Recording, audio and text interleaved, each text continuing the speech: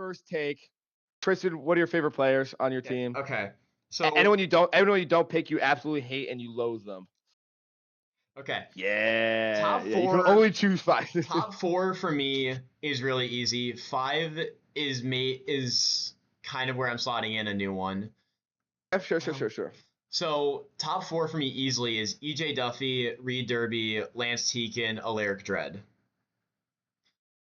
5 is where it gets harder, because I want to say someone else from season 3 or 4, but I don't know who I snub, because the person who goes in that 5 slot is either like Flay, Cal, or Eric Rourke, and I don't know from those 3 who goes in that 5th slot. I just sketched Eric Rourke today. Damn, nice. Amazing. I'm going to say in my top 5, I'm going to put Flay Boder there currently, but then like the next 3 on the list are like Cal Castle, Eric Rourke, and Shiloh Lamprey. Right there, yeah, I get what you mean. Clay, oh my God, Clay Schlesinger is also way up there too. Fuck. Bro, what the fuck? My underdog story, huh? Lenny Watson is like in the 10s. Lenny Watson is awesome, and I will always ride and die. Give me one second. Manny's also up there. Manny's in top 10. Manny is top 10 for sure. Okay. Like Lenny, Manny, and Clay are like also in the top 10. I think that's my top 10 right there, actually. Just straight. I think that was 10. I think that's my top 10 right there. 10 all pros. That's like your 10 all pros. That's my 10 all 10 best players.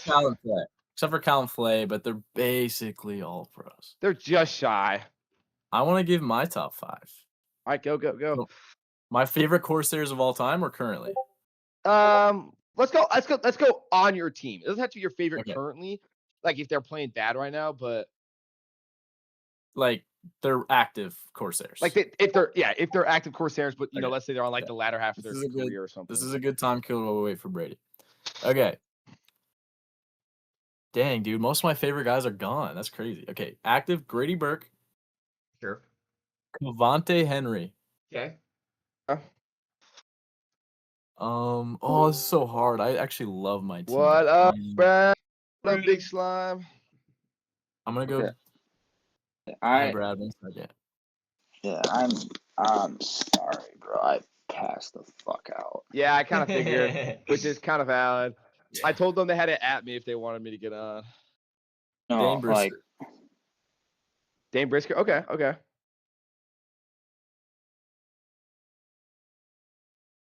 No, I was like a light, baby. Hiked, and I don't normally fall asleep other than when I go to bed, but I hiked.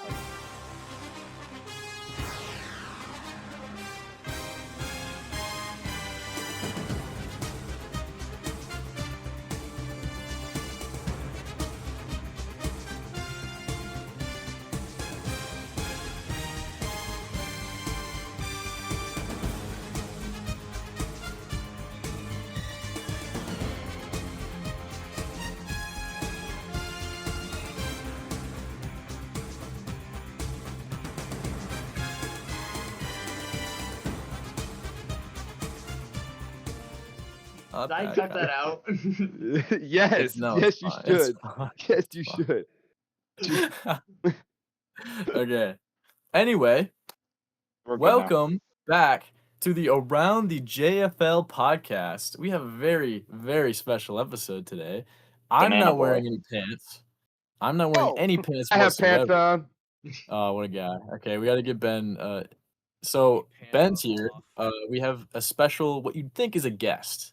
But actually, Ben, beloved manager of the Griffins and current 1 seed in the JFL, is the newest addition to the council of the JFL and therefore a new regular addition to the Around the JFL podcast, unless we really don't like you and you do a terrible job. In that case, unless he fongles my dongless.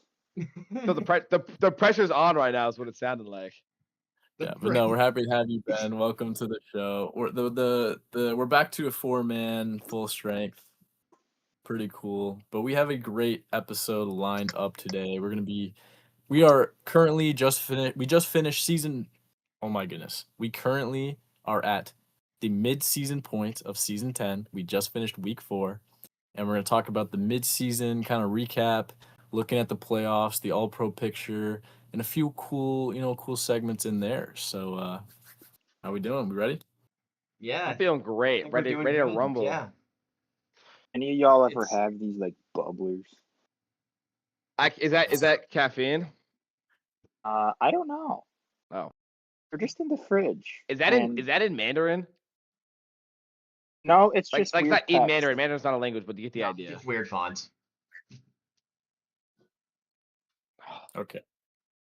Well, anyway, mid-season, currently, let's talk about what has happened over this last week or so. Yeah, it's in the JFL, where we're at.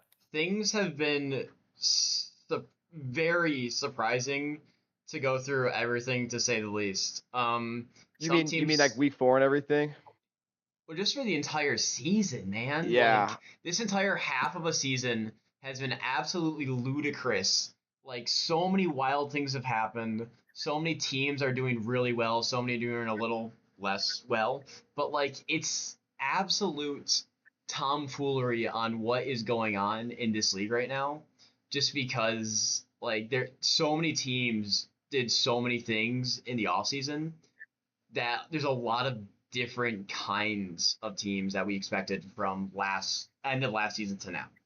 I think that's totally fair. I think I would like to add one thing. This season, I think part of it's because it's been moving so quickly, but also just in general, there's been basically no in-season trades. I mean, the only in-season trade we've had was I was thinking about that today. Cash Lava trade, but that was even supposed to be before the season started, right? It's supposed to be before week 1. It just didn't end up happening, I think.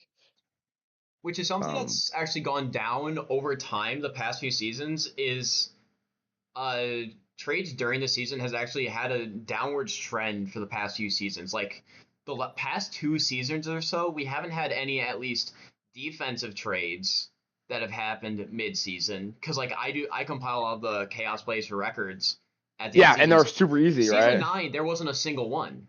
I didn't have a single person that played on 2 different teams to even account for. So I mean, even on offense, it was like there was like 3 guys, and one of them was Kyle Montgomery. I'm gonna go trade all my starters now, just for you, Tristan.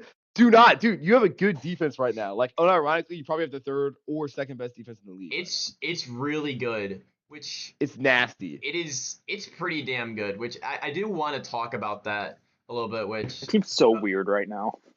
Yeah, I don't. You are number. I gotta go check something. I think I'm gonna knock at my door. Yeah, you're number 1 in tackles right now in the league right now. Really? Guess it's number 2 by like 5 tackles. But yeah, you're number 1 in tackles right now. By like 5 tackles or something. I think you're at like 236 or something. I'm at 231. I think you're number 3 in chaos plays at 19 or 20. Like it's crazy. And like 20 is like good. Like that's like 40, which in normal season's good. It's just unfortunate that both the Tyrants and Griffins right now are both tracking to go 1 and 2. Like it's kind of crazy how like sneaky good your defense is. I think part of it is Tucker Borston is, playing out of his mind. Like, how is this man balling, dude? How is he getting 40? He's at 4 chaos plays right now. He's an all-pro right now, just straight up. Yeah. Right now, if the season ended today, he's an all-pro, which is crazy. At 35, he's still doing 35. It's wild. But the defense is crazy for the Salamanders right now. But what's crazier just to think about is who is playing for their offense. Because what in the world? The season 10 Salamanders are starting Martin Doria, Drek Lettler, Harsh Jones, and Ron Conklin also being there is fun to me. But those guys, in addition to like their elite receiving group, is just such a bizarre thing to think about. Like Drek Lettler and Martin Doria are starting. Been playing good too. Yeah, they're playing good. They're balling out for crazy. the Salamanders in season 10. Like these are season 3 players.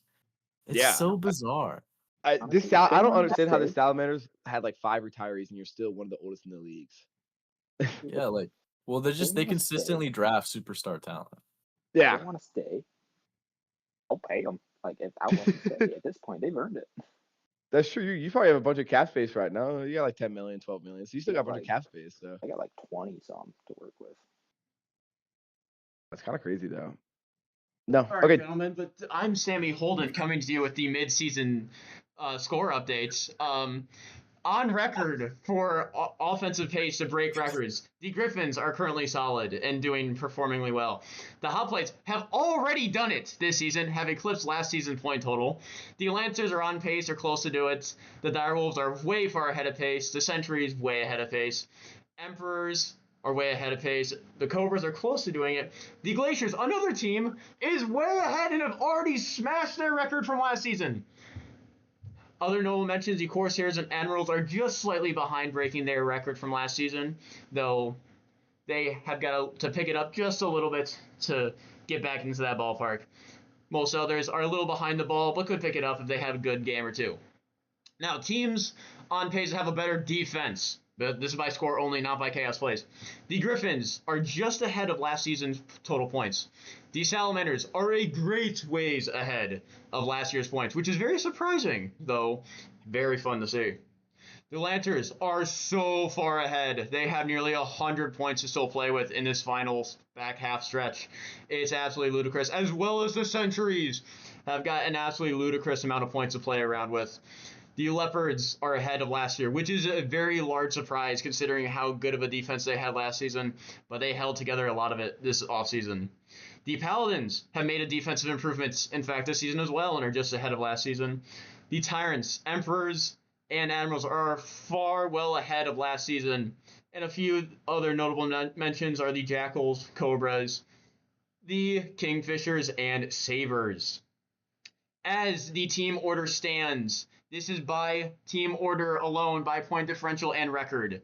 This is not the current playoff record or current playoff seedings, but this is how teams stack up. Before you get to this, right? I'm pretty sure the Salamanders are number 1 in point differential right now, if I'm not wrong. That they are, but they're not first in record, and I do factor in record in this as well. So first, we have the Griffins with a positive differential of 44. The Tyrants in second with positive 35. The Salamanders starting the 3-1 teams at 51 point differential at the current moment. The Emperors break up fourth place with 36, Lancers at 24, Glaciers at 22, and Sabres rounding out 3-1 at 3. Hoplites start off 2-2, the 500 teams at 30, Direwolves at 23, Sentries at 12, Jackals at 10, Corsairs at 6, and Kingfishers are both 500 and have a point differential of 0 at the complete even tipping point at the 13th seed currently. Starting off our negative teams, the Cobras at -6, very well for them. They have a shot to get it back. The Admirals at -33, the Sharks at -39, and the Paladins no longer winless at -57. And the Rhinos, the last team that is not winless, at -76, the lowest total we have so far this season in any direction, or highest in any direction. Bringing up the winless teams currently that have yet to get it done. The Leopards at -35 and the Towers at -59. They both got quite the hole to dig themselves out of and will most likely see themselves with high draft picks at the start of next season. However, that is all the time I have. I am being called away. Hashtag let's go Leopard sucking, dude. Am I right or am I right? I love how he just comes in. Hi, I'm Sammy Holden. I'm getting right into it and just Dude, goes. He just Dude, man. does. Sammy, dude, he was rapid fire. Boom, boom, boom, Yeah, boom, he's boom, like- boom, He's like, Sorry, "Hi, I'm Sammy Holden. And I'm Sammy Holden. I'm getting right into it." Dude, Brad, am I right or do we love the Leopard sucking? That was kinda so funny. I don't love it, but it is kind of funny.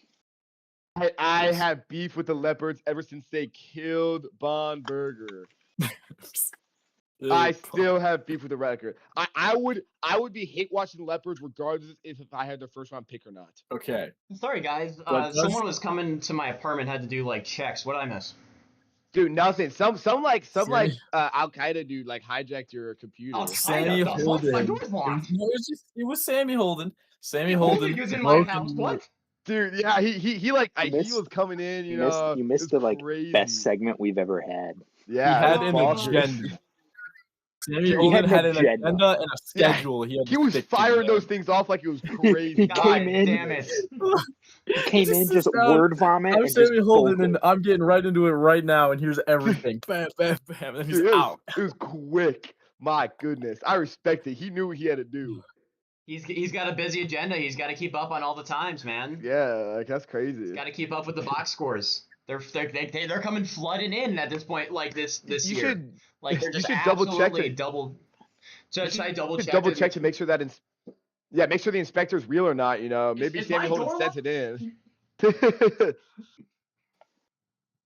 No, that's crazy though. I'm actually surprised that the Griffins' defense is on track to be a little better than it was last season. The defense for I'm the not- Griffins is I'm not lying. absolutely insane. Here, hold on. For me, it's like I know my defense is performing better, I'll show but this to everyone on stream as well.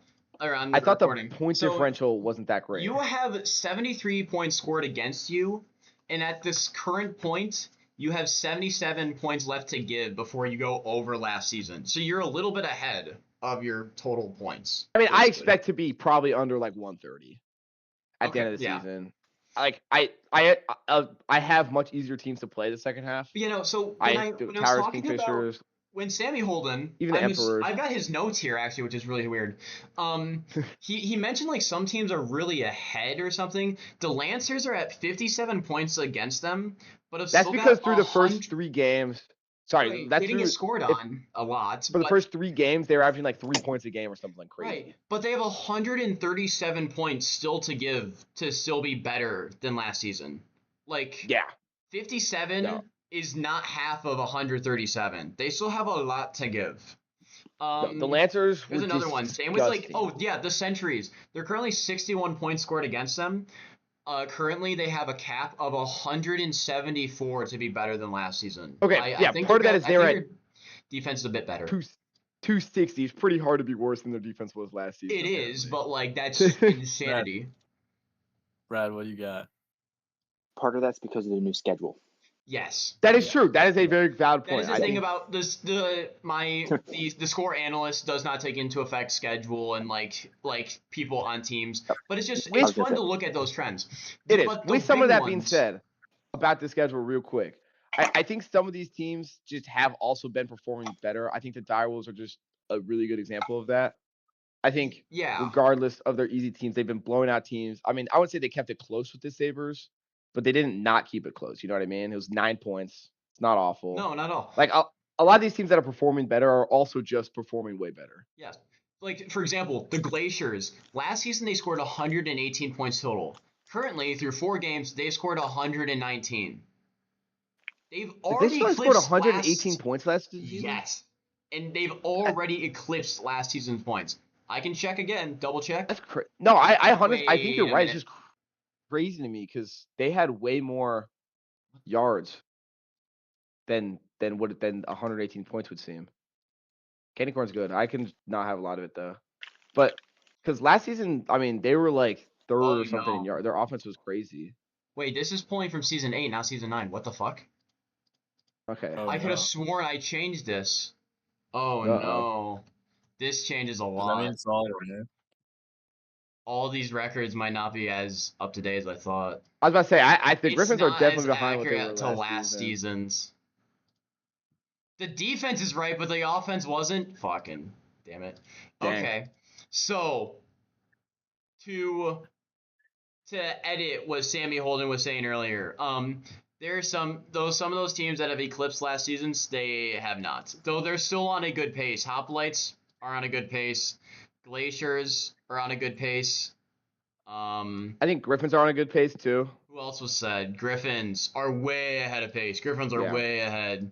They've got to make 46 points, and they're at 117 through 4 right now. Lancers are still on a good pace. You know who's on terrible pace? Direwolves are on a good pace. Talk about the Rhinos. Well, right before Sammy Holden barged in, I want to talk about the Rhinos. They currently have 39 points to put that into perspective. Let's hear it, John. So, the Rhinos, since losing Draymond Daniels, they've had a rough season. So they start out 33-3, getting whacked, getting schmucked by the Cobras. They somehow pick up a very nice win, 27-9 against the Rhinos, or not against the Admirals. The Admirals. Not a crazy team, but and they've been got super a win, underperforming, but still which is huge. because then And not like week a no 3, offense win. 36-6, they get schmucked again by the Hoplites. And then week 4, 37-3, they get schmucked by the Salamanders. This poor Rhinos team, man. They're starting Brett Matterly now, which hopefully that's an improvement for them going forward. Do they have any wins? Do they have any wins on the? I mean, they go against the Towers, which might be their next possible win. I mean, I'm hoping for a big Towers win there. But they're gonna lose to the Sharks. Yeah, like this is a rough offense. They play the Kingfishers too. Kingfishers have been playing good though. Somehow they got rid of their best player on their team. They got rid of their quarterback, and their team has improved. And they lost, and they're only like all pro left on the team. And they didn't take a single draft pick either. Yeah, some of their that is something I want to talk about. So the Kingfishers just won a game. And they're 2-2, right? To make them 2-2 against the Glaciers, which are a good team. No, they won against the Direwolves. Which is even crazier. Again, also a good team. Maybe they beat the Direwolves by 1 point, which is wild to me. But that is like a developing team, and a young team. But the Kingfishers, the story of that game for the Kingfishers is guys stepping up. Yeah. Some absolute nobodies stepped up and made the game about them. For one, Royal Delta played very well. 68% completion percentage, 3 touchdowns, 0 picks. But defensively, Mick Doley and Milton Appleton both putting up a sack was huge for that team. Those guys are not who you're expecting to put up chaos plays any given week. And to see them do it with Rickon Mydrock, that's how they won that game. I mean, straight up, this team is I would legitimately say a horrific Milker run right now. I mean, I think everybody going into this season was like, this team is on 0-8 watch. I think the Kingfishers want to be on 0-8 watch right now. They want draft capital. They want some value.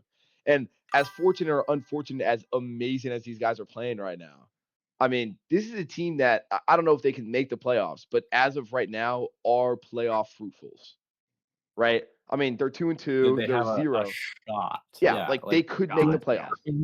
Technically, yeah. But I think basically maybe everyone at the start of the season was like, by this point in the schedule, they're going to be out of there. They're going to be out. They're just not going to have maybe 1-3, but just like negative 30 points, negative 40 point differential. But they're 0.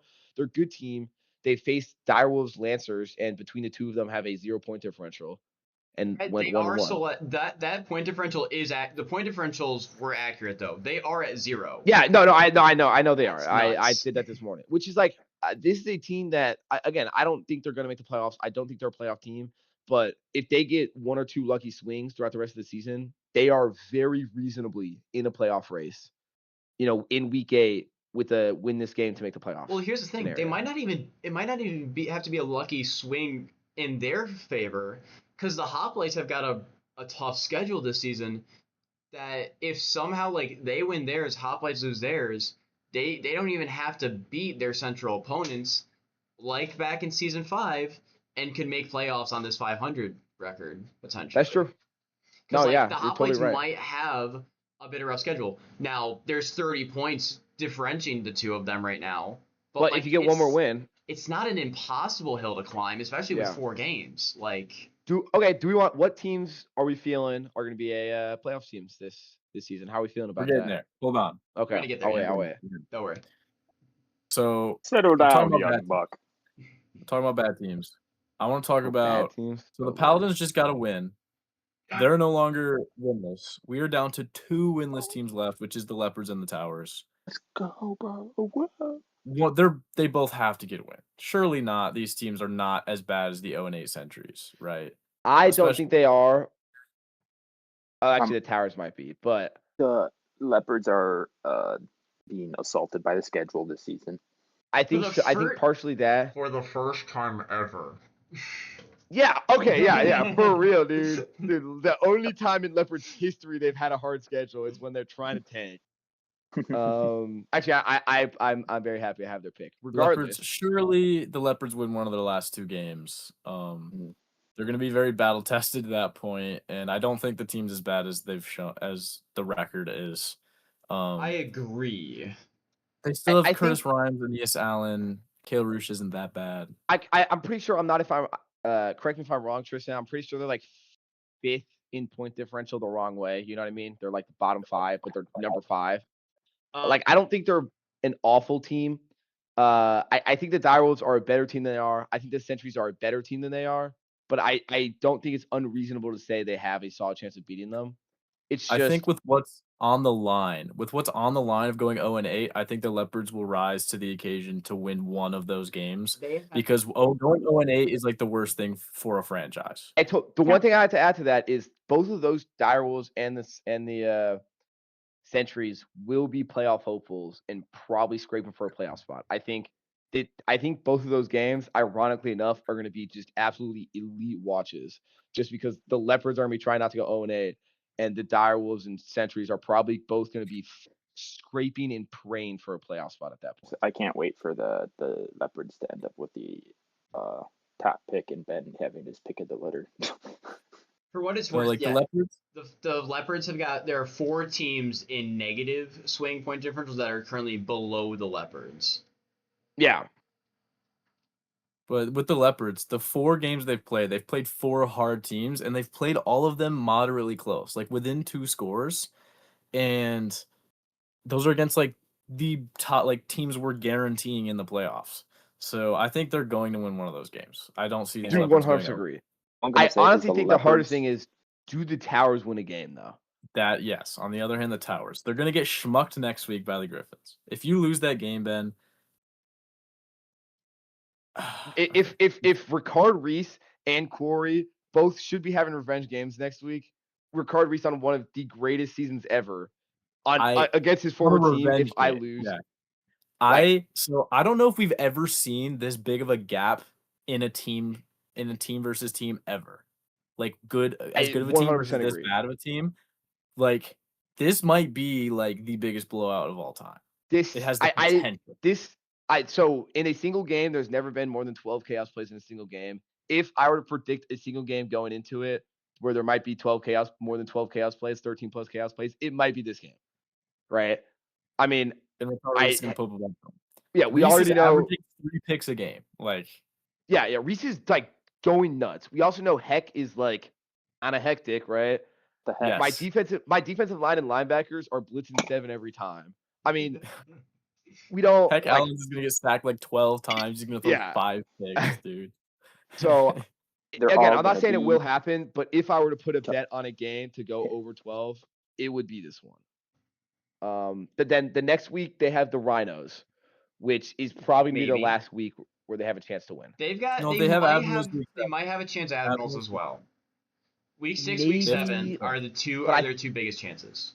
I still have full faith in the Admirals. I do too. My heart is believing the Admirals. They've just been sucking recently. Yeah. But I think they're going to pick it up, especially by the end of the season. Even if they're not going to be a playoff team, I think they're going to start picking it up a little bit. I legit think if they lose that Rhinos games, I think they're going 0-8, which is ironic because if the Rhinos win that game, like they're not going to be completely cooked. I mean, I think that's the Rhinos' last chance to win too. Their only hope is if they go 0-7, right, and their last game against the Hoplites, their only hope there is that division game tomfoolery occurs. I would almost choke it. I would almost agree, except the Towers have very few players from last season or from previous Hoplites encounters where you're like, oh, I can kind of see that happening. Where it's like this is just like a new team with no culture, no nothing. Like you never know what's gonna happen, right? Yeah, that's true. What up, Brad? Here's what I have to say about the Admirals. I feel like they're in a really weird spot right now because they're finally trying to find their identity. Yeah. I think like that's the best way I can put it is like they're trying to figure out what they are. They finally, not finally, but they have a dedicated manager. Like they're trying to figure out what they are. So it's. I mean, last season, as much as they're struggling. Yeah. It's nice to see that like it's like something starting to try to click. And I think that's what I'm getting out of looking at the stats. I totally agree. Last season, the only reason they were good is because they had a good defense. and they had a good defense because Barik Bay was going balls to the wall the whole. Barik Bay played to Defensive Player of the Year level. Yeah, and he carried his defense. Yes. And Bruce I think Bayman, he's good lifter to help out, but Yeah. it was basically those two alone. Yeah, and I think exactly what Brad's saying is now that those guys aren't there and other guys are trying to step up right now, the team's just kind of trying to figure it. Not that they're not there, but they're playing way below what they should. Right. The team's The Admirals trying to figure out how to step up. The Admirals have I'm very hopeful for the Admirals going forward. I really want them to step up and become the next playoff team of the West because I don't want to be the number one team for too long. And the Sharks and the Paladins aren't showing any life.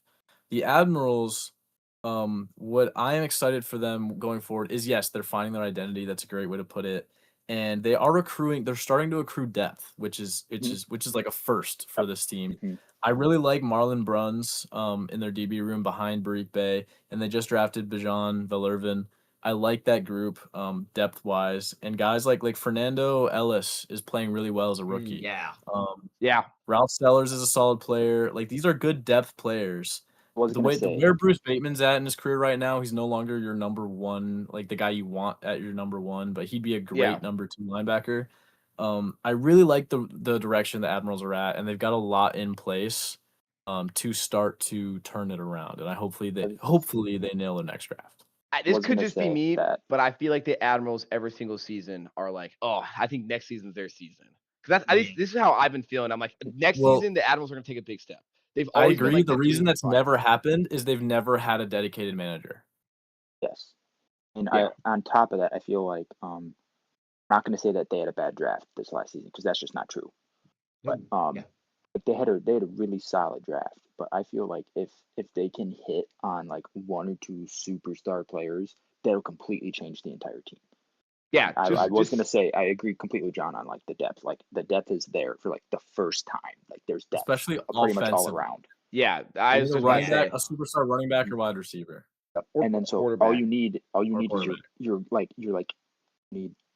two of your core four positions that you really need on a team. And that team's just gonna elevate. I honestly think their defense is okay enough once they kind of start putting it together again that they just need some offensive talent. I totally agree with that. Yeah. I think now it's the other side. It's the point generating side that needs to be talked about in this next offseason for the Admirals, I would say. It's kind of giving like season 4 Griffins, or season 5 Griffins, like but I mean like coming right off of Tyrese Coffin's DPOY season. Yeah. Then like the defense kind of took a step back. You didn't really have a great offense there. And it's like this team like has a lot of upside, but it's like you feel like you don't have like everything you need there, but you should have it there. It's just a matter of can it get built in time. Right. Exactly, yeah. Which I commend you for. Yeah. Well, I didn't. I lost Tyrese Coffin first. No, but like to build it back up and keep it. Yeah, I know, but I wanted floating until it. Was Coffin with the Corsairs for their Duper Bowl run or no? No, he was there right after. You missed it. So did Daquan Welch. Daquan Welch and Coffin didn't get their Duper Bowl, which is sad. Oh my goodness. Oh, that hurts me. There's definitely a few guys that have retired that should have gotten ones, but that's just how the cookie crumbles. That's just how the cookie crumbles sometimes. Are we ready to move into playoff picture? Sure. Yeah. Yeah. I think there's a lot of teams in the playoff picture so far, which is kind of crazy to say. Right now, if the playoffs started right now, the 8 teams that are in order: 1 seed Griffins, 2 Tyrants, Salamanders at 3 following their big blowout. Their blowout in week 4. Emperors 4, Lancers 5. That's crazy. They've been the story this season. Crazy. Yeah. Yeah. We need to talk about that in a minute. 6, Hoplites 7, Corsairs 8. Now the Sabres are the first off with a better record than the last 2 teams there, but being 3rd in their division. So that is really your playoff picture right now, with how it's looking, which is the biggest surprise there is the Lancers being that high right now. And the Sabres not being it at all. The Sabres not being it. Yeah. And then kind of on that point, like a lot of the league leaders, like stat leaders, kind of correlate with the playoff teams. Top team. playoff teams Well, of right now. course. Yeah, But usually Like, there's it's- like one or two guys that are on like a trash team for each position group. I kind of agree with Brad right now. It's pretty much all concentrated on the elite of elite teams. the Except Lancers. Solomon Bachman. Yeah, but even the Sentries are 2-2 right now. They're right there. The Cobras. Oh, I mean, the Lancers. Bachman. What a you're they've right. they've What a had. turn. They've had it was John Bain, right? He was like, Yep. You guys need Yeah. to step it up or I'm walking. And good golly, if they stepped it up. With that being said, they have had an easy schedule. Their offense has been underperforming. Their defense has been stepping up like crazy, playing just absolutely strapping people up right now. But their offense has been underperforming. You kind of hope they can start to pick it up a little more. So when they get these harder teams the rest of those weeks and into the playoffs, they have a chance of winning games. I mean, The offense is almost entirely rookie. They have scored No, yeah. 81 points so far through 4 games. They've scored 81 points, and they're currently on track to do way better than last season. This is now updated. They've got 41 points to make to eclipse last season. Yes, last season was bad. Yes, I understand. Last season was bad. Yes, but improvement is improvement, and they are clearly showing good signs of improvement right now. So that is true. But what I'm saying is something to get. I'm just saying, like, they need better offense against actual good teams. This is kind of what I said with both the Hoplites and the Emperors last season, and why I didn't believe in them going into the playoffs in spite of them being, good teams, is basically because they had really easy schedules, both of them last season, and every single time they played a hard team, they kind of got washed. I don't know when the Lancers play a hard team the whole season. I would have to look, but I think if I see the Lancers offense, putting up 25 points against a respectable defense, then I'm kind of like sure. But they just put up, but even against the Jackals, who I think are a respectable defense, they only put up 17. Like True. I don't like. I think the Lancers are a middle of the road team with an easy schedule. Like they should be 3-5, 4-4, and I think they'll end up 5-3. Maybe I think 6-2. regardless of what it is, being that they had an ultimatum to meet, that they've done great. It's true. They are playing. John Bain's staying. Unfortunately, I really wanted to sign him. I have enough cap space. That'd have been nuts. Oh my god. I would have been so happy. I don't know if he stays just quite yet. We still do have a lot of season 2 play, but as they're current trending, John Bain will stay with more this win. team. They need one more win. Yeah. So I agree. Even if they didn't, I think the team has shown improvement this season and like purpose, which is kind of what he said. He's like, we need to have a equal or better record, or I need to see actual purpose from the team, and I think they have shown that this season. Yeah, I 100% agree. So I think Bain's staying. And Ty's kind of back now. He looks a lot more into it. I think this team is. Dude, look it up. What's the rest of their schedule? They have this is the best outlook for the Lancers since their Jupiter Bowl win. Yeah, so they have the Cobras, which they should probably win. Then they have Direwolves. You can kind of go either way. Both of them young teams, gonna go either way. Hoplites, I think the Hoplites have that one. Ouch.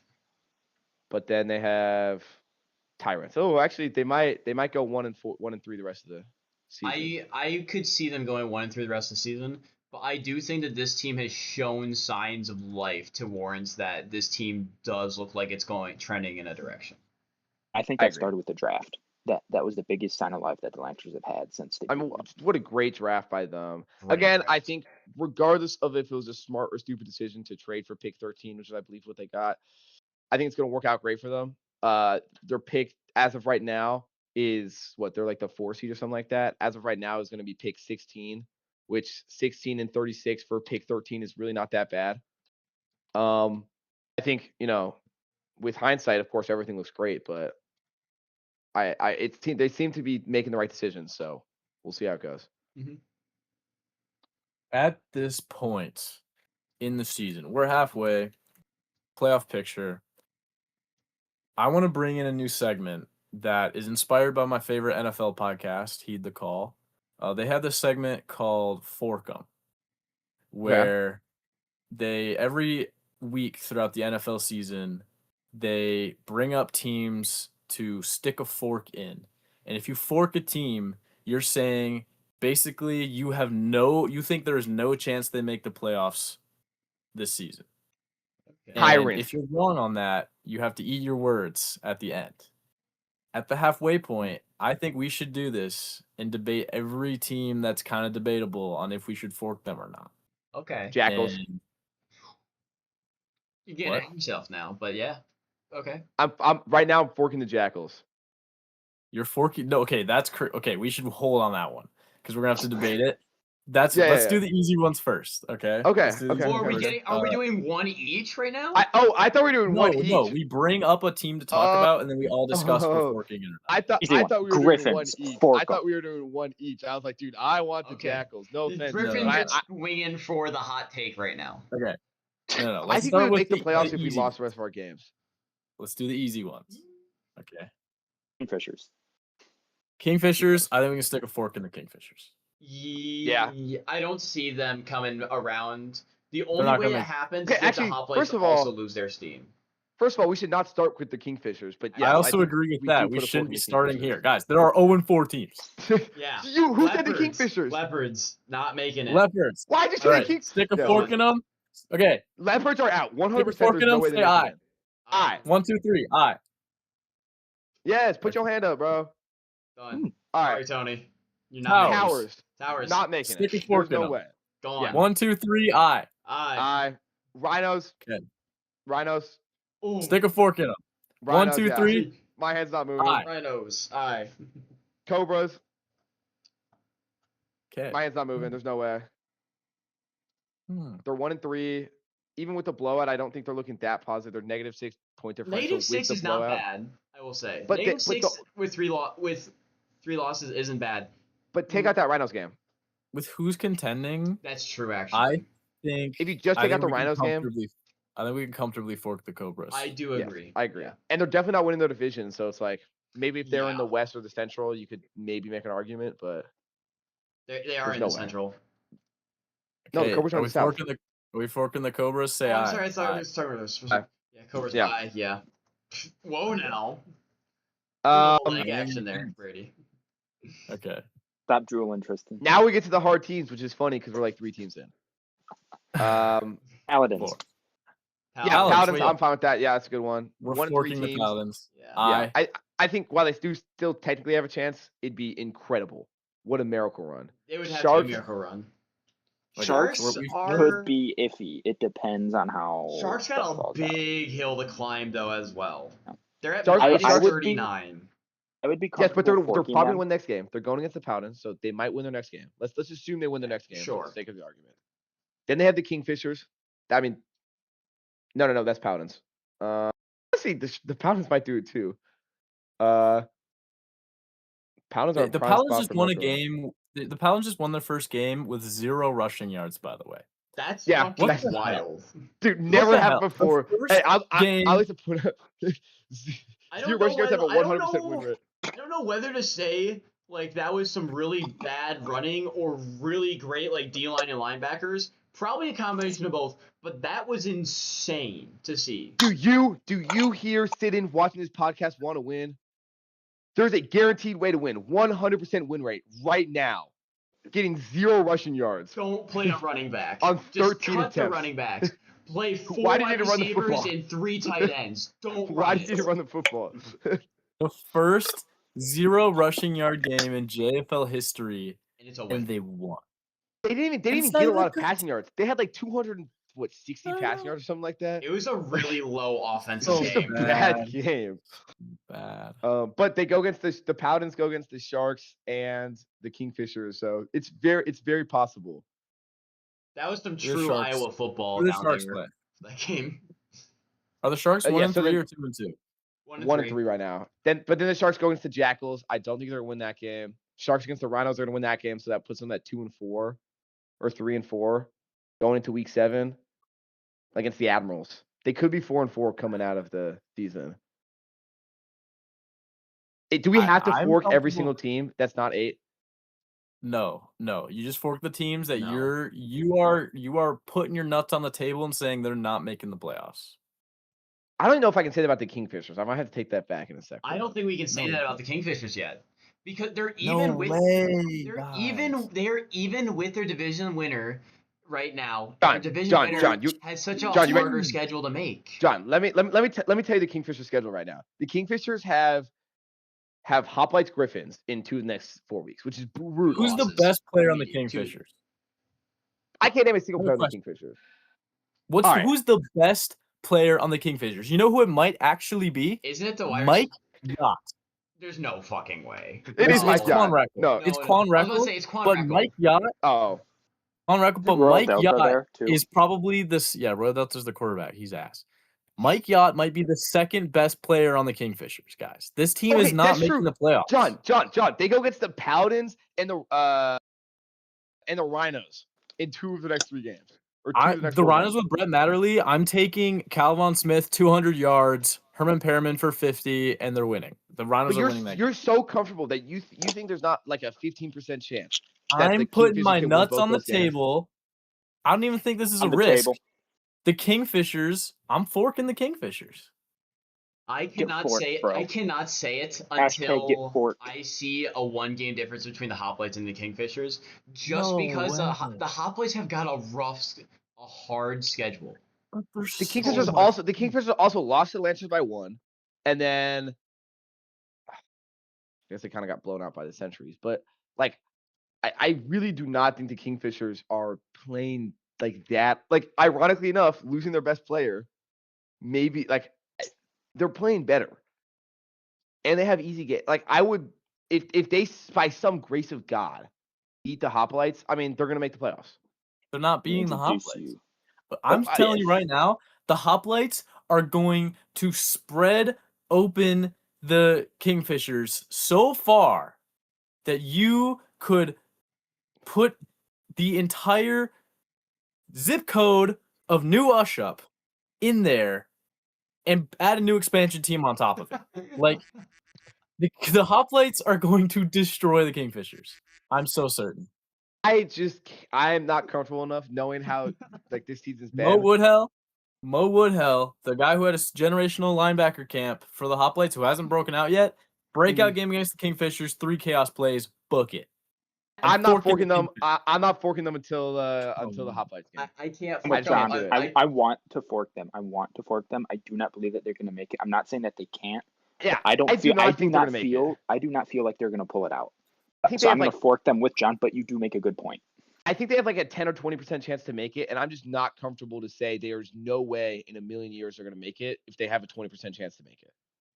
But I think that's it for me. Put your nuts on the table and fork them. Because I think they have a 20% chance to do it. You're in a banana suit. No. Put your nuts on the table. Wait.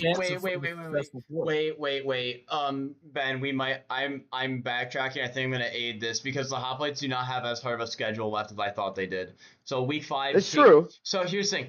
Week 5, Kingfishers. They're winning. They're probably winning that game. Even if we. But that is the game. Hold on. Week 6, Leopards, who are dying right now. Yeah, they're gonna lose. Week 7, the Lancers. Who haven't pretty solid. No, I don't think the Hoplites lose this game. The Hoplites are gonna whack the I don't think they do either. But week 8, Towers.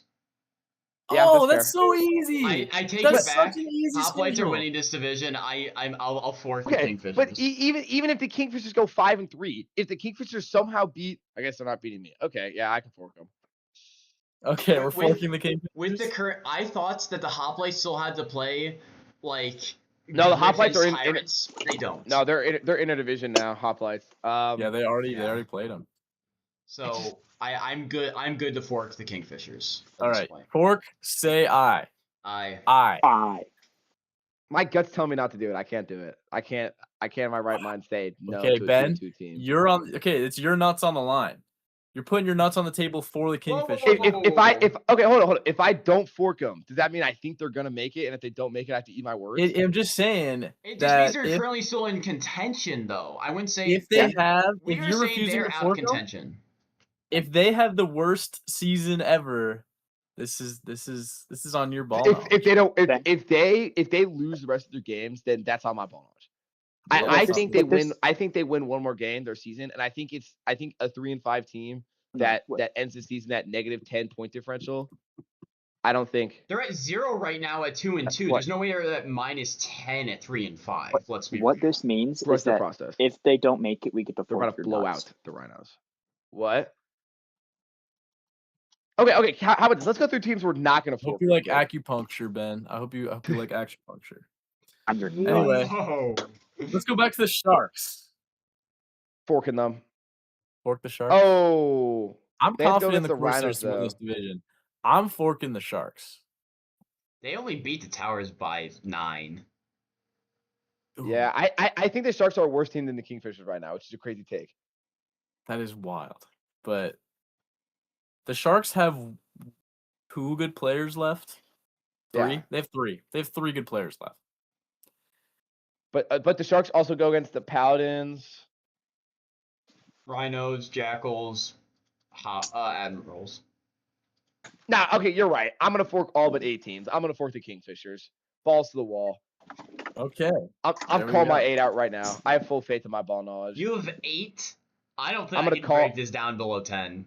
Maybe at 9. best. I'm not going to go below 10, probably. I'm calling my 8 right now. See, y'all are Because pussies. if we I'm call our not. 8 and we officially fork to 8 and we're wrong, then that's bad on the podcast. We're not reputable sources anymore of JFL information. John, You're not ready to please, get- the last mock draft we did, we got 5 out of 20 correct. Are we really that bold?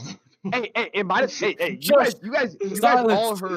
guys all heard my ball knowledge on the draft. I literally was like, guys, there should be like 5 tight ends taken. You were so right, Ben. You were so right. I know ball, okay? I know ball. I'm Was gonna that hang more my nutsack investigative out. journalism or just ball knowledge? Straight ball knowledge. That was straight gut feeling. Okay. It actually wasn't that much investigative journalism. I didn't Sharks. ask anybody. Are we forking the Sharks? With how big a differential they got right now, I would. What's their point differential right now? I don't care if they go 5 and 39. 3. They're going to be a less differential than the Corsairs. I agree with And that. Yeah, but if they go 5 and 3, they'll probably make the playoffs anyways. Are they making a wild card? I don't think so. Nah. I'll fork the Sharks. I'd fork the Sharks. Jackals are gonna lose.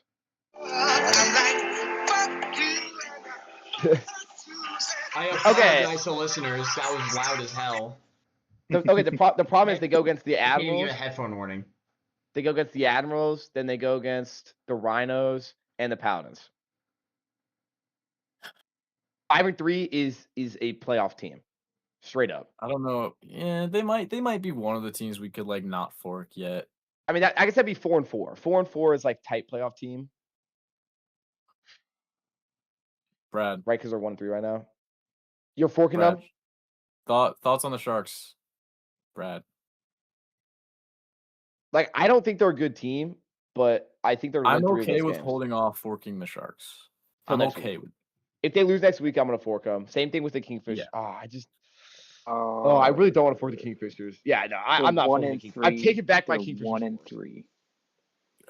Okay, you got to make up your mind. No, I made up my mind. I'm taking back my Kingfishers. The whole point I know. is you are set on your take and your nuts are on the table for anybody to karate chop. Okay, You keep saying can't our just be like, nuts are on the "No, table." put them back in your I table. think John has got something going on right now. Yeah, I was Like, gonna say, No, dude, he wants That's his what nuts this on the is. table. You're Got putting it. your nuts on the table so that anybody can karate chop them if you're wrong. Well, you can't be putting them back and forth and back and forth. You either have them on the table or you don't. All right. Well, I Make guess up your already mind, after Ben, then. and no more takebacks after this. All right, no more Sharks. takebacks. I already made up my mind that I put them on, so it's too late to take them off now. Okay. Balls Sharks. to the wall. I do not think that the Sharks are going to make it to 5 and 3.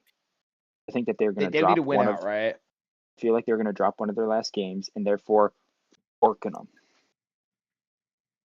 Who else Basically, is for the forking Sharks to go Sharks? 5 and 3, they need to beat the Jackals. But this is also gonna be like second half of the season Jackals, so very I could possible. also see them dropping one of their other games. It's possible. I'm okay with not forking the Sharks yet. I'm forking I'll them. fork the Sharks. No, I'll fork the Sharks. Nuts with are on the Brad. line. I just You're don't not think the forking Sharks the are a good team. Kingfishers. To You're be not going to honest. fork the Kingfishers, but you're going to fork the Sharks. I just do not think. I don't know why I have a hate boner for the Sharks right now, but I have a hate boner for the Sharks right now. Like, I just don't think the Sharks are a good team. Tristan, what about you? Also, I did fork the Kingfishers. It's a big hill to climb for the Sharks to get back. Like, -39 is is A rough lot. after halfway through the season. That's a like lot. You're not going to make it. You're not going to make it at 4-4. Or no fork. And if we assume the Rhinos are going to play better, right? So I want to say this too. Especially with the Sharks. They're just gonna be a little bit worse than they have in the past because there's no Tyler Jericho. The team's gone. Yeah. So and here's the thing: what would you say that the average margin of victory is in the JFL? Like just roughly. Maybe 0. 10 points. Technically, it's 0 because margin of victory is both win and loss. So yeah, it's 0. I meant like. But on a win, it's like the average win by. I would say like it's normally. I would say like it's probably around 10, maybe. Honestly, the hard thing is, do we trust the Rhinos to not get blown up by 30? 10 to 18 somewhere is probably the average. I want to say. So no, it's way less than 10 to 18. It's probably like 7. Okay, but just for the sake of it, let's just say it's 10, even if it's not. If they win, 3 of their 4 games. Yeah, 3 of their 4 games. Their current that point puts them at -10 at 4-4. Yeah, I'm fine forking the Sharks. I agree with you. I'm totally fine to forking the Sharks. That's if things go. We gotta keep moving. All right. Who else do we want to debate? Admirals. Okay. How do we feel about the Admirals? I am confident saying that they're probably not making playoffs this season. Miranda, I'm sorry. Against the Salamanders, against the Century. No. Take them. I don't think they can pull this one back. Against the Corsairs. Yeah, I agree. As much as I really like the Admirals. They just got too big. Put a hand up. They've got too big of a. They've got too big of a schedule to climb. Which is ironic because the Corsairs are 2-2 right now. Mm-hmm. Yeah. But I think the Corsairs are just such a better team than any of those teams. And a lot of those teams which I think all have pretty mildly high ceilings. I also just want to say that the Corsairs are winning their division right now. Yes. Yeah. So they already have an advantage. They're up a game. Already a game ahead. If the Corsairs go 2-2, they win the division. And I don't think that's a high ask. If everyone in the division goes 2-2 last games, the Corsairs win it. So yeah. Okay. How do we feel about forking the Jackals?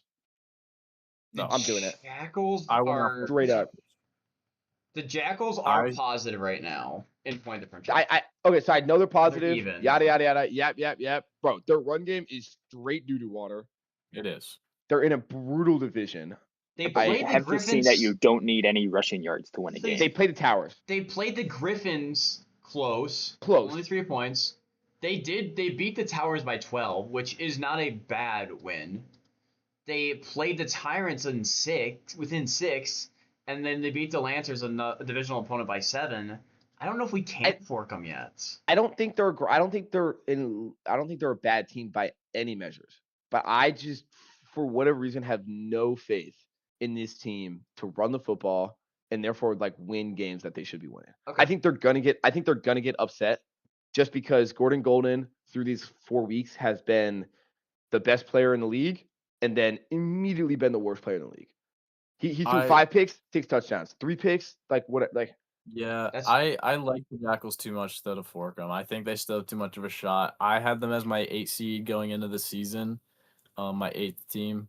I think I like their chances. I like the Jackals. I totally agree. I just have them. I think I have them finishing at 11 right now, and I think if they get hot, they're making the playoffs. If I'm forking the Kingfishers and the Sharks, I'm forcing the Jackals too. I think they have the same chances. That's crazy to me. I see the Jackals finishing not only 500 in the rest of their schedule, 500 on the season. They play Emperors, Glaciers, Sharks, and Cobras. So, and I think they win 2, maybe one of those. I think they can win 2 of those. I don't see them winning 3 at all. I don't see them winning 3. They could definitely win 3. But I just don't think the team is consistent enough. And historically in the past, we've seen this team fall off after 3 or 4 weeks. I was gonna say historically with the Jackals, they do get worse in the later half of the season. That is something. That is a weird thing. But at the same time, I'm not gonna get rid of them just yet because that's fair. They're contending they have much more of a shot than any of the other teams so far that we haven't forked. Okay, I just think they have the same chance as the Kingfishers and the Sharks. Probably. I think they're not close to 20%. They're not winning. Close to 20%. Yeah, they're not winning the South. The Kingfishers have that on lock. The South, not the Kingfishers. The Tyrants have that on lock. But yeah, I I'm don't. not forking the Jackals, though. I think they're gonna Cobras. Do we be have to like fork the Cobras? around Yeah. 10. Yes. Yeah. I think that's kind of all I can comfortably fork. Maybe the Centuries, but I couldn't. Centuries. I think we should talk about the Centuries. I don't think I could fork them yet. But I think that they are my next closest team to being forked. I think I agree. Griffins. Or the Jackals The Centuries. I think the Centuries are in more danger than the Jackals. against next week they have Direwolves, Stals, good team. Surprisingly. Sorry, I'm trying to The The Corsairs. Centuries just don't have star power yet. Yeah. They have like Kronk kinda not an all pro yet. Ross Anderson looking like he's gonna be an all pro, but not yet. The Baker has been underwhelming with the 4 tight end set. Unfortunately. Jizon Dentella is having a great season, but I think that's largely in part because of the scheme they're running. The defenses are just attacking the run game, and they're just letting Jizon do whatever he wants. And Yeah, allowing right. him, Put one guy on because him. it's not going to win them much games. One guy's not going to win them all the games. The Jackals have legitimate star power, and I think that gives them a higher probability to. If one of these teams is going to make the playoffs, I think the Jackals have the shot to do it with the star power ceiling. I agree. Yeah, I don't know. I don't trust the Jackals. I just don't have the faith to put in the I Jackals. don't trust them either, but Centuries have. And I think they're really gonna sell the sketchy. bag. So I'm gonna put it. I I'm gonna fork them. I see at best the Centuries finishing this season 2-2 and going 3-5 at best for them right now. They're 2-2 right now. They go 4-4 if they finish season 2-2. I thought They were might have 1-3. a chance. No, they're 2-2. No, they're 2-2. They might have a I'm sorry. chance, but it's a low If one. they're 1-3, there's no way. I'm fine not forking the Centuries, just because I think they can play better. I'm not gonna fork them, but they are on the verge of. They're on the chopping block. How about that? They're on the hot seat. I think both the Jackals and the Centuries have to win this next week if they want to make it. I have something crazy to say. Okay. So also, I'm not gonna fork the Diaries also, but no, I can't. That's not crazy. But also, I would be happier forking the Lancers than I would be the Jackals. That's a 3-1 team with what, like 30 point differential right now or something like. They're the 5 seed right now. I would fork them. I would fork them over the Jackals right now. You think that but you're not going to fork them. But you think the Lancers have a lower chance to make the playoffs than the Jackals right now? Yes. No, I'm big on star power. Agree with that. I'm not. I'm actually really low on star power. Ironic. I'm super big on depth. Your team then is cut Reese. I know. You have the depth and star power. You have the best star power in the league. Yeah, but I also have really good depth on my team. Like, true, but my team has always had really good depth because like that's all I've been like literally because I remember the first season I had no defensive lineman, bro. And it was all I'm going to next season, but yeah, like I'm super big on depth. I think depth is, especially on defense, is probably the most important part. Why don't you take me out to dinner before you test my depth? So we forked the Leopards, Towers, Rhinos, Cobras, Paladins, Kingfishers, Sharks, Admirals. Are we set with that for now? Yeah. Okay, that is our forked. What is our runtime currently? An hour, I think. Just over an hour. Okay. Moving forward. All right, how are we feeling about Super Bowl contenders? Just off rip. Something I want to talk about before we skip off like 4, and then I'm not sure I want to go any further. Because I mean, I have my tier 1 teams.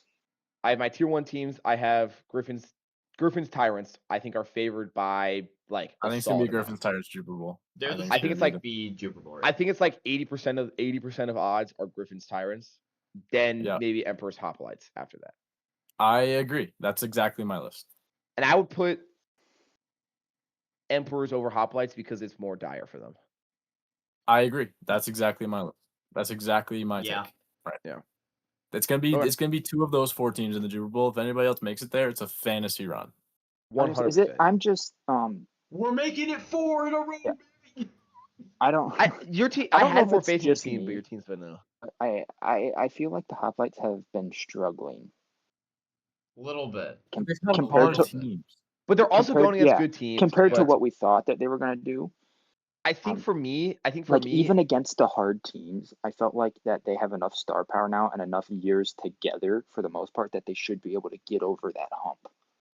I think that's still coming. Like Maines is only in his sophomore season. Gazelle Fox in his sophomore season. Sean Fletchy's a rookie. Dashin Farrakhan just made his first All-Pro. Fred Manderson's a sophomore. Mo Woodhell's a rookie. I think they just traded half their DB room is brand new.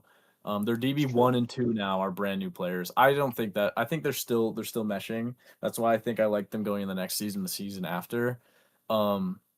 But they have had some kind of disappointing parts from the star power. Like Fred Manderson. I thought Fred Manderson was going to run away with sack leader. He's currently the 4th best D lineman now after 4 weeks. He had that crazy 4-sack game. Nothing to scoff at. 4th best is still pretty Would good. like to point out. Yeah. I But called we it. thought I called it. We thought he was going to be the runaway best D lineman. Hey, don't But say he's we. been passed by Brockman, John Bain, and I think Rod Santinson. What's it called? Hey, if John pulls up the list we all did for the top 20 players, I think I had him at 19. Yeah. I called it. I'm telling you. I had him at like 19. I finish that, but not if people send me their lists. Oh, but no, I had him at 19. I totally thought. I think he's a great player. I just think a lot of guys are gonna fall off a little bit after a season like that, unless your name is Tucker Borston. I thought he was gonna go higher. I really thought he was gonna go higher. I remember putting Draymond Daniels at 7, and then he immediately got hurt. I think I did like the exact same thing. I put Draymond Daniels just around there. Yeah, I probably put him in there too. I disrespected Ricard Reese. I think I put Ricard Reese at 19 or 20, and now he's number 1. I think I talked to you about that. I was like, why don't you have Ricard Reese higher? And no, I said like, should I put Ricard Reese in, even though he just had 4 picks, because I think he'll do better, but I'm not sure. And you're like, yeah, you definitely should have him in there. Yeah. The top 5 D linemen right now are Solomon Brockman and John Bain with 6 sacks each, although Brockman has a forced fumble too. Rod Sanderson has 5. Fred Manderson. Many more tackles. Yep, with 33 tackles. And then That's Fred Manderson has 17 tackles and 5 sacks. And then Tucker Borston is at the 5th. Dude, Tucker Borston's going crazy. I cannot believe that. Tucker Borston, bro. But Manderson, he has all of those sacks in 2 games. So we need to see more consistency from Manderson if he's going to make a sack leader. Yeah. Which leads us nicely into our next segment. You don't say. Records. So stat leaders coinciding with, are any records in danger? Yes. A lot are actually. A very significant amount. Besides the obvious, the pick record is like 2 away already with Ricard Reese. And like the total chaos play record with him too. Yeah. Ricard Reese is like half a season left to just smash that record. Like I could be wrong. I think Lance Tekken's, I wouldn't say creeping up on, but he's getting to the tackle record. It's 120. Let me give 129 is the record. 129. Lance Tekken's at 60. 130. 130. Lance Tekken's at 60 right now. I wouldn't say he's like gonna get it, but I don't think he's that far. He's kind of nuts to go and get it. Let me give a rundown of all the record holders currently. So just for the viewers to have a refresher of who are the great seasons and records that we've had in the history of the JFL. Ball knowledge for you right here. Done but done. Most passing yards in a season. Tiber Jericho season 3,500. 3,513. That is never being touched. I don't think we're not touching. No, I think it'll get touched eventually, but definitely not anytime soon. This season. It's been a very mediocre passing league for multiple seasons now. No one has really gotten close. No one has really gotten close to it ever for the last like 3 or 4 seasons. Someone Grady Burke was the closest. No, and I think that happened so early on in the JFL that I don't think it can be touched because that was before all the teams fully got balanced. Here's the thing: if you want to pass that record in 8 games, you have to average 440 yards a game. Yeah, it's crazy. No one does that shit. Is Tiber It was in a league where Tiber everybody and was Mason brand Mountain new? went fucking nuts on half And- complete defenses. We're never gonna And see that Travis again. Zamora, who was an All-Pro, and Hank Travis. Lewison, who was an All-Pro. We're Well, never of gonna course, see gonna be that all again. pros when they have to share 3,500 When we yard have, pie. we're now this far into the league. No one is gonna have such a bad defense, including 8 teams that have that bad of defenses, to just let that happen anymore. That That's To be not fair, gonna can't be. be no, touched. okay. With that being said, I'm not saying it's not. I don't think it's. I think it's unfair to say they can't be touched, specifically because if we look at their Griffins defense right now, we have a lot of talent on it. I think it's very possible someone does something similar like that on offense. You know what I mean? Brady turned on the I don't know The if he lag did it on machine? purpose. He's got the Mac thing is like sometimes I Discord didn't. will sense like hand motions, and they'll do like Okay. those Yeah. graphic stuff. Okay. Sorry, Maines, I got distracted. Maines is our passing leader right now. He's not touching that record. Yeah, but I mean, hey, he's not total yards leader though. It's Kobe Sansa. Yeah, we know. Okay. Yeah. Passing touchdowns. 30. Jack Nah. Malley, season 3. No. No, Technically, someone's on pace. I think Gordon Golden's on pace for 26 because of how unbelievably awful their run game is. Yeah, I don't think he But reaches that. I don't think he does. I think touch it. I don't 30 think he is will either. high. You gotta need a play better both receiving night- core. You like need more stuff. touchdown machines in the receiving core. I agree. I mean, Um, Hez Watkins, Onyx Portis, T. Stafford. That's a pretty damn good receiving And core. all of them are not all pro caliber this season. Yeah. True. I don't think he touches it regardless. Next one. Rushing yards Nope. in a season. No. They touched it. 1,361. Danny Crudgeon in season 4. No one's on pace for Slow. 900 this season so far. I refuse Yeah, to the believe someone's rushing. gonna So go for Granger Pershing 200 last yards. season was the closest thing we've ever seen to it. Yeah. But He had Pershing like is not even 1,100. He was still 200 yards off of it. Yeah, or no, something. it's not happening. It's not happening. That was unironically, maybe besides this season, this half of the season by Ricard Reese and that one half of the season by King Salazar is the greatest season ever by any player. yeah, because also in that same season, Danny Crudgeon rushed for 19 touchdowns. Yeah, no, that's not happening. Christ. No. I forgot. That's Quarterbacks. There are quarterbacks that don't put up that many. That season was crazy. Yeah. Dude. I'm telling you right now. Quarterbacks that don't put up that many. Like, we don't talk about Danny Crudgeon enough, man. Like, No. gosh. Fuck. I forgot he put up 19. I never forget about that season, bro. I think about that season constantly. I mean, I think about that season from my point of view, but Imagine getting to watch your player do that. That's great. Well, that's what I'm watching right now. Not that level. Ricard Reese is doing it at that level right Oh, now. no, Ricard Reese is. Yeah, I was Yeah, thinking, yeah, dude. I'm trying to think of someone in the offense. No. No wonder the Paladins won season 4. Holy shit. Yeah, no, dude, he was crazy. Okay. Defensively. Or no, receiving. Nah, it's not Receiving close. yards in a season. 1,142. Devontae Hodgins, season No. 6. No, I think the highest person right now is Roy Dawkins at 380 or something like that. Yeah. 420. Well, George Is that- McCown, technically. But regardless, 440 for George McCown, like We're underneath he's pace. by a lot. By a Like good George amount. McCown, like by 200-300 yards. I don't think it's gonna happen. I think it's the same It's a with very receiving down- touchdowns. The It's a very highest receiving down touchdown is offensive 4. season. Yeah, the Yeah, highest just receiving comparison- touchdown is 4 right now.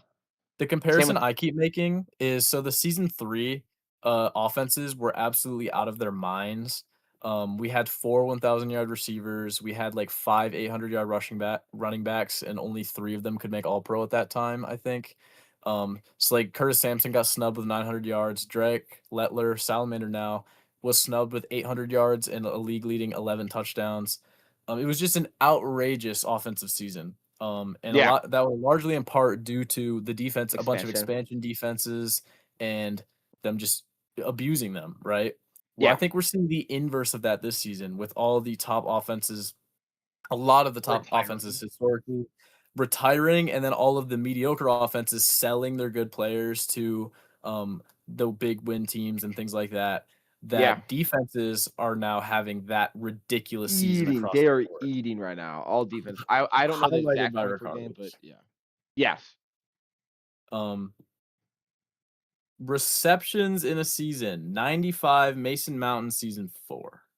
I don't think so, but I have no idea. That's one I just am not keeping track of. Sort. Go to season stats. Sort by catches. Hold on, I got you. It's like actually, it's like 50 maybe. 38 by George McCown. Not even close. So no, it's not. Not even close. Yeah. You need another 10 to be on pace right now. No, yeah. Receiving touchdowns in a season. Last season, Wes Bowen had 13. Highest is 5. Shiloh Lamprey. Shiloh Lamprey at 5 right now, but I don't. I think that he may end up being the touchdown leader for the receivers, but he's not going to be the. He might be yards leader. He's right there. He's not but he's got to have I a don't few think he really gets good both. games. I don't think he gets both. If Ija Duffy picks it up, he will. Yeah, Duffy's got to pick it up. Duffy is really showing his age. It's sad. He is. Yeah. I don't want to talk about it right now. I don't want to talk about it. Okay, we cannot talk We're about not it. taking questions at this time. EJ might not make another All-Pro in his career, is my prediction. He might not. No MVPs for EJ. Is he a Hall of Famer? He's still a Hall of Famer. He's a Hall of Famer. He's a 4-time All-Pro. He's a lot. Okay. Offensive No player of the MVP year though, and a Super Tristan. Bowl MVP. He's definitely a Hall of He Famer. also has like the tied second most Player of the Week awards of all time. No MVP though, Yeah, he's Tristan. got 6. No MVP though. Yeah, because you No MVP hogged though. all of them, you dick. He doesn't have an MVP, but he has an Offensive Player of the Year. He had 2 MVP caliber seasons though, and just barely got passed by Draymond though. EJ is a better quarterback. For a second. EJ is a better quarterback than Ruth Legane and Randall Cortland, and those are both future Hall of Famers. So yeah, that's fair. Let's clear that air. EJ's He's played at MV caliber before. Yes, Yeah, no, yes. He's been an unfortunate. Without Shiloh Lamprey, by the way. All Did right. you say The defensive touchdown Lamprey? records though, the ones that are kind of at risk right now. okay, well let me say who Yeah. the former holders are. So most tackles in a season. All of Rusty is a rookie, season 2, 130. unrealistic? My butt, James. He might though. But no, it actually is in danger, isn't it? It's been in danger before. It's been in Lance danger Tekken's at before. 60 right now through 4 games. Yeah. That's like 5% off. If you He's want on pace absolute, for 120.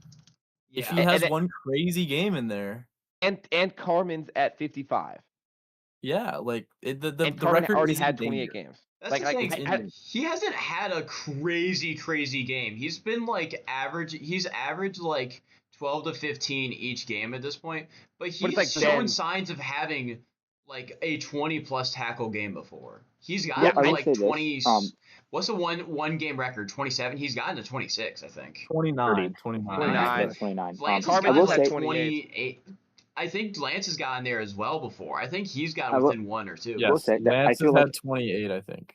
I will say that I feel like that is one of the most touchable records across the board. Probably. Because it's not an outrageously high number.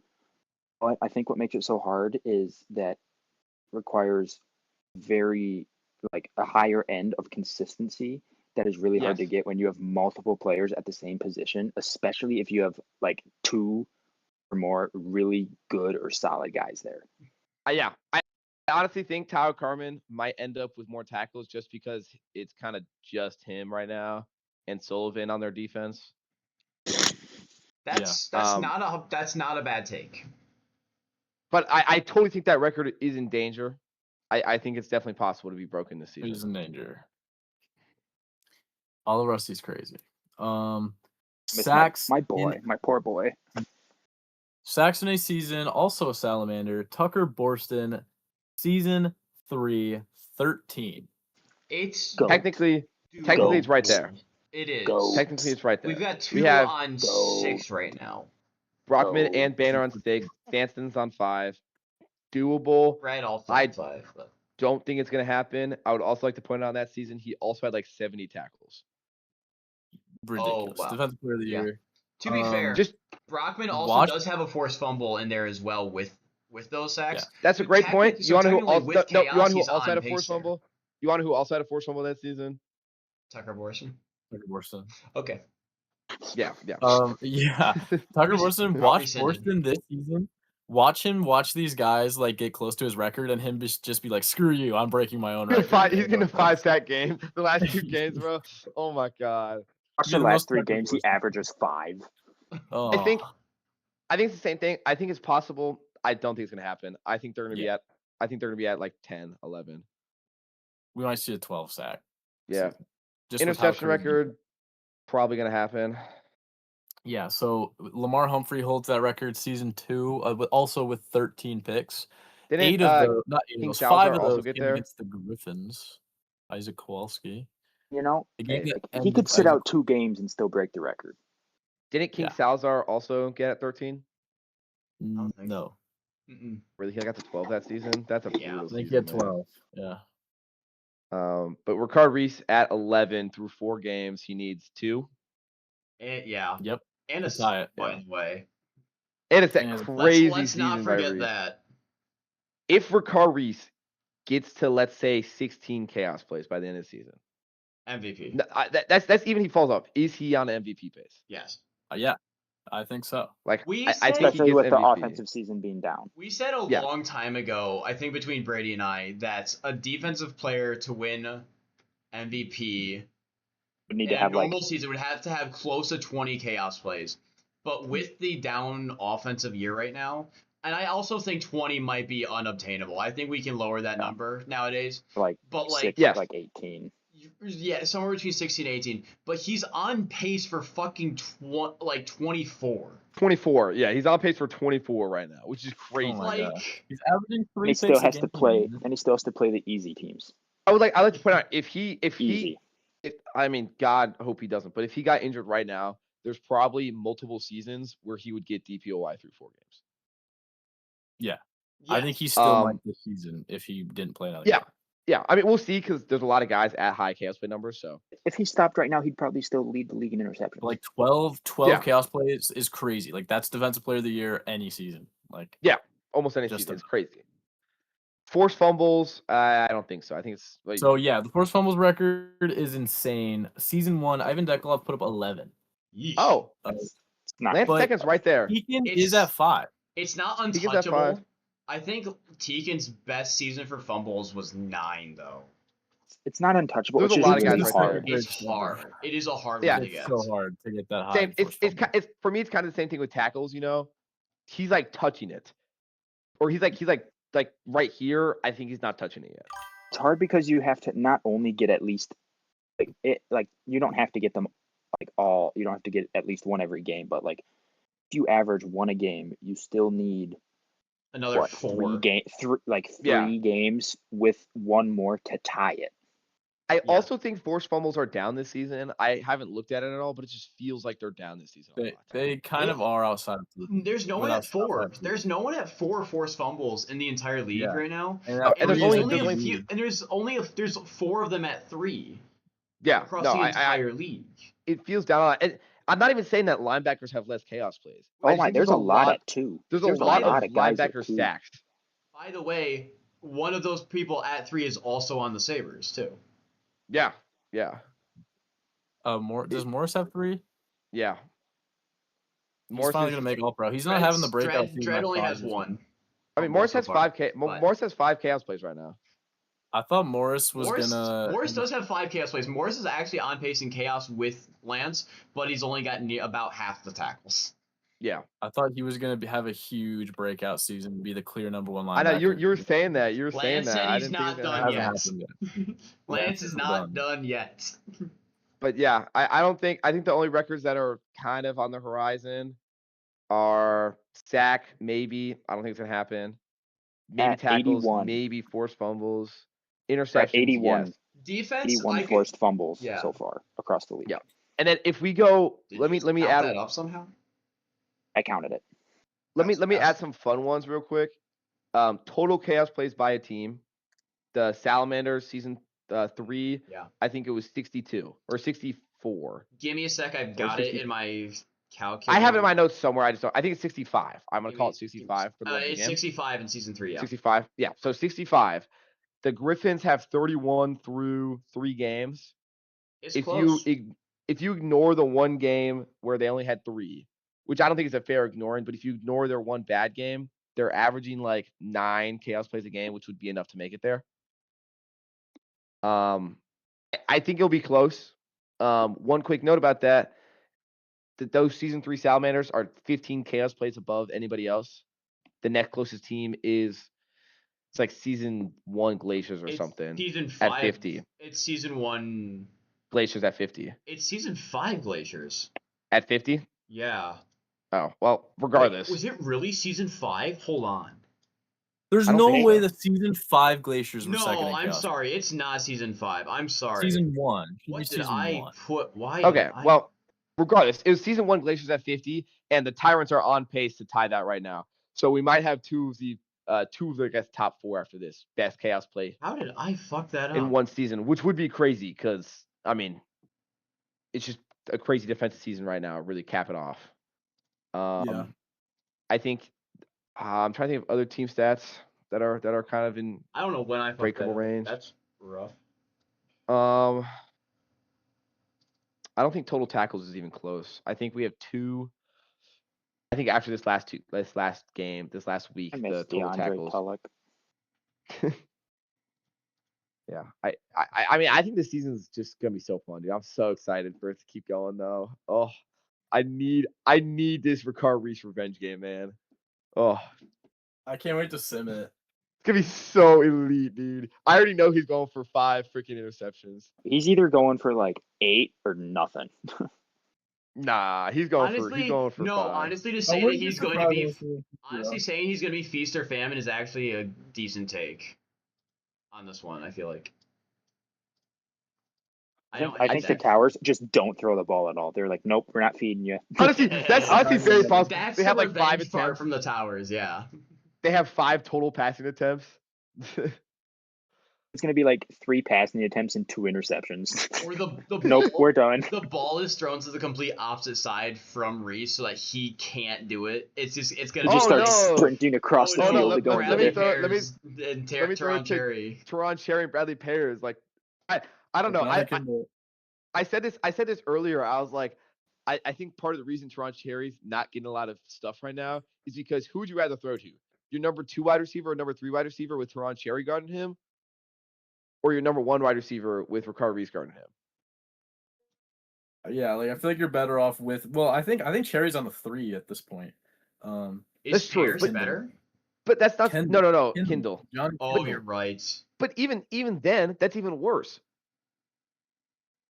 A 2-time All-Pro on your number 3 wide receiver. Yeah, exactly. I'm not talking about your number 3 on Teron Cherry, or you give your number 1 a shot. I agree with you. You think that Teron Cherry can lock up Matt Gregg? Yes. I think Teron Cherry without We're ankles gonna put that to bed right now. Knees can lock up Matt Gregg. I think Matt Gregg can lock up Matt Gregg. Dude, I liked Kindle in the draft so much, but I knew there's no way I was moving up enough to get him. I'm gonna say this right now. I traded for that pick for the sole reason because I knew he or the defensive lineman was gonna fall to me. I was like, did the match so early. I was like, I know one of these guys are gonna fall to me. I was so unbelievably ecstatic. Yeah. Oh. I knew Kindle wasn't falling that far, but I also did not want to move up this draft. That's fair. I was just like, man. Well, everyone kind of decided they weren't going to trade out of the draft, and I was like, or into the draft. So I was like, I'll just trade. I'll trade into the draft. Get my stuff. I'll take all my. I tried. People were stingy. Yeah, I felt really bad there, but dude, the trade value like doubled when we first that deal. It literally doubled. The market like had crazy inflation. Market tanked. No, it went up. No, but like tanked for like me, like it just. Oh yeah. But it is not. It is a seller's market right now. So do not want to have to trade for picks right now. It's gonna blow. Yeah. I can't believe you got a first for Kale, bro.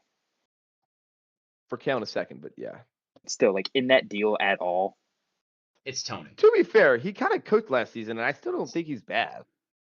He's been playing pretty good the last 2 games with no wide receiving. Yeah, but someone best wide receiver core. About to say like one of the worst offenses in the league.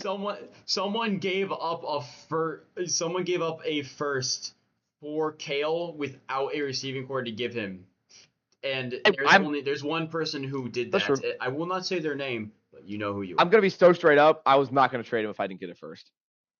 Really? Yeah, no. If I didn't get a first out of it, there's no way in a million years would I have traded him. Huh. I still would have taken Kobe Stanza, but I was not going to take it first. Kept him as your backup.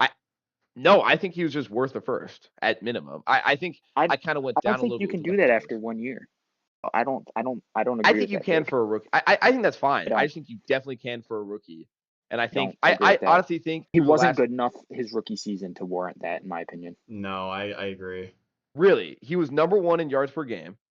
He was like fine No. in completion percentage. He literally was number 1 in yards per game for rookies. I guess for rookies, sorry. For my bad. Rookies. But still, it rookies? wasn't that great overall. There wasn't. What do you mean? He was fifth. He was like 5th in total yards per game.